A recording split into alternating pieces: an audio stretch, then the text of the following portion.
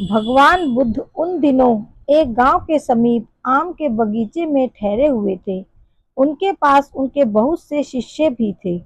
प्रतिदिन सहस्त्रों मनुष्य उनके पास पहुंचते थे, उनके उपदेश सुना करते थे। दोपहर का समय था। महात्मा बुद्ध अपने आसन पर बैठकर उपदेश कर रहे थे। एक रोती हुई स्त्री पहुंची, उनके चरणों को पकड़कर आंसू गिराती हुई बोली, भगवान, मेरा पुत्र। भगवान बुद्ध ने उस स्त्री की ओर देखते हुए प्रश्न किया, क्या हुआ तुम्हारे पुत्र को?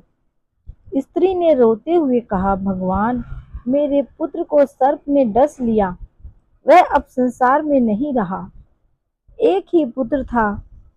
हाय, अब मैं कैसे अपना जीवन व्यतीत करूंगी?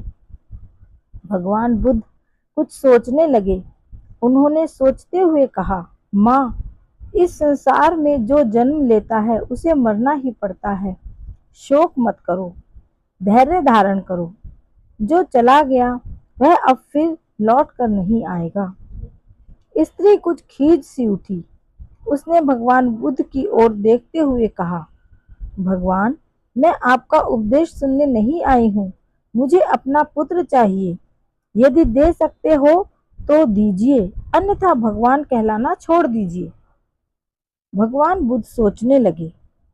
उन्होंने कुछ सोचते हुए कहा, अच्छी बात है। जाओ, एक मुट्ठी सरसों कहीं से मांग लाओ।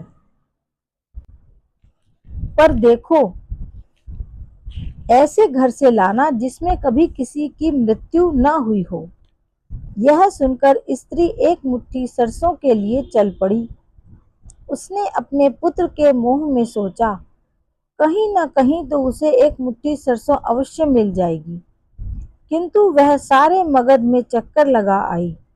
कहीं भी उसे कोई ऐसा घर नहीं मिला जिसमें किसी की मृत्यु न हुई हो।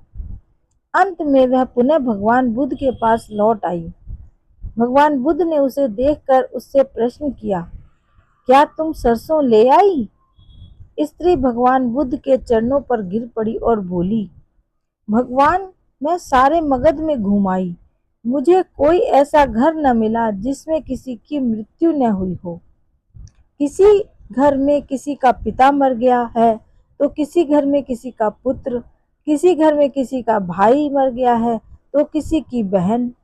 भगवान, मैं अब समझ गई हूँ। मेरा ही पुत्र नहीं मरा, अनेक लोगों के पुत्र मरे हैं। मुझे अब मेरा पुत्र नहीं चाहिए। आपने मुझे सत्य का मार्ग दिखाकर मेरा बड़ा उपकार किया है। भगवान बुद्ध मुस्कुरा उठे।